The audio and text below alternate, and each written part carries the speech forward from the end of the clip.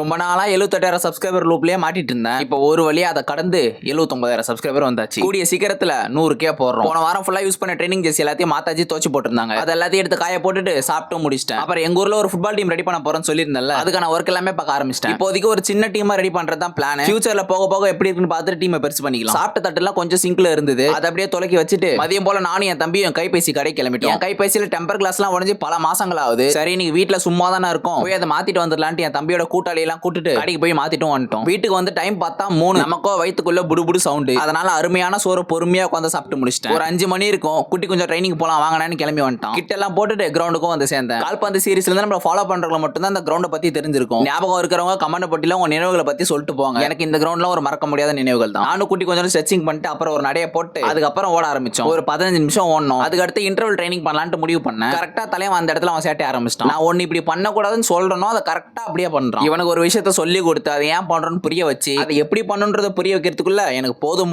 ஆயிடுச்சு. ஆனா அடுத்தடுத்து நான் என்ன சொல்ல வரேன்றதை புரிஞ்சுக்கிட்டு கரெக்டா பண்ண ஆரம்பிச்சிட்டேன். கடைசியா நானும் அவனும் ஒரு 3 செட் ஸ்பிரிண்ட் ஓடிட்டு அப்படியே எனக்கு நாளையே முடிச்சுக்கிட்டோம்.